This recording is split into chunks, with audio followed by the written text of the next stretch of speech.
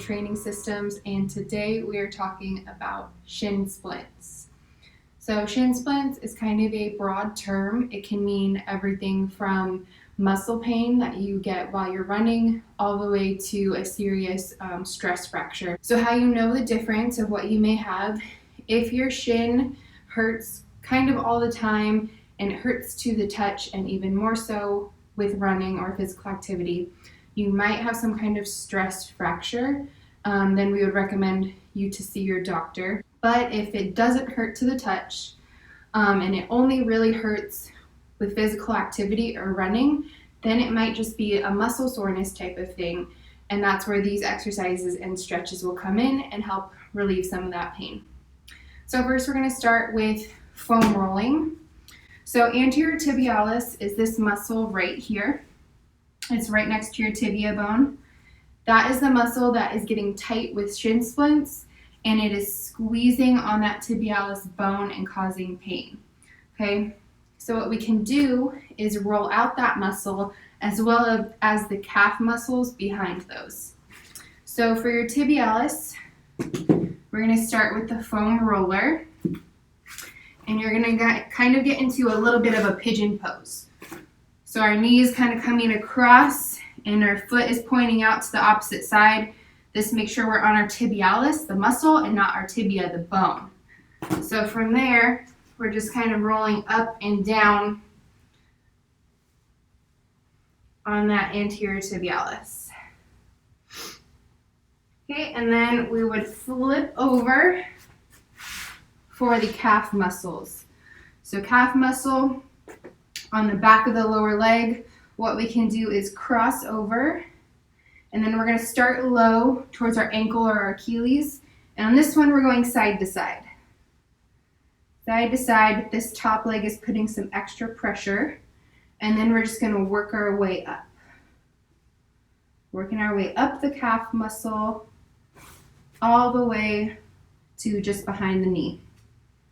We can also do some of these stretches with a lacrosse ball or a softball.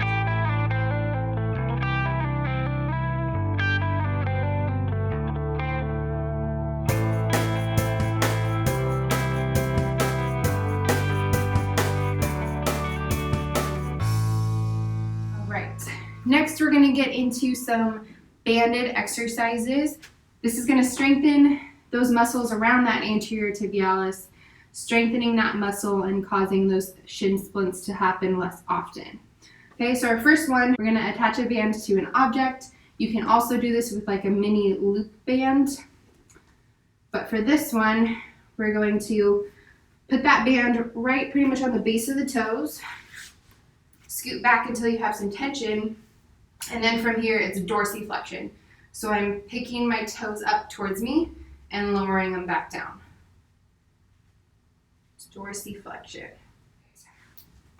Second banded exercise is going to be eversion of the ankle. So we're going to loop this around kind of the same spot along the base of the toes, bring this out across and kind of pin it down on your other leg. Then from here, we're kicking that heel out or that ankle out. So we don't want like a twisting, we want eversion. So kind of like you're picking up that pinky toe. And then the last one is going to be inversion. So the band is in the same spot. I'm just bringing it out to the other side and kind of pinning it down. This time I'm pulling it in with my big toe, leading with my big toe. All right, our next exercise is going to be using some kind of plate or small surface just to get a little bit of a lift. We're going to be doing heel elevated toe lifts. So I'm going to stand my heels on the plates, and then I'm just going to lift my toes. So that's just activating that front of the leg muscle, that anterior tibialis.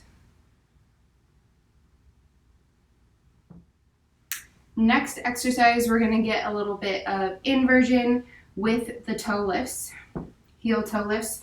So just a small ball, you could do softball or something a little bit bigger, putting that right in between the ankles there. And then we're going to alternate with a heel and a toe lift. Heel, toe.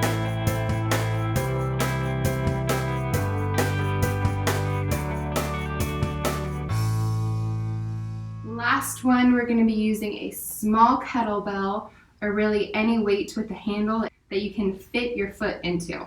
Okay, so this is about 10 pounds. It's really as heavy as I would like to go. So what you're going to do is standing, and you can use something for balance. We're going to hook one foot in, keeping our core nice and tight. Hips are even and balanced. We're going to dorsiflex with that foot, so toes up towards my face, and lift the kettlebell up off the ground.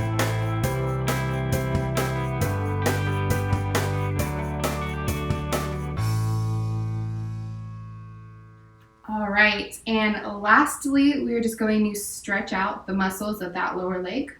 So our first one is going to be a front of the leg stretch.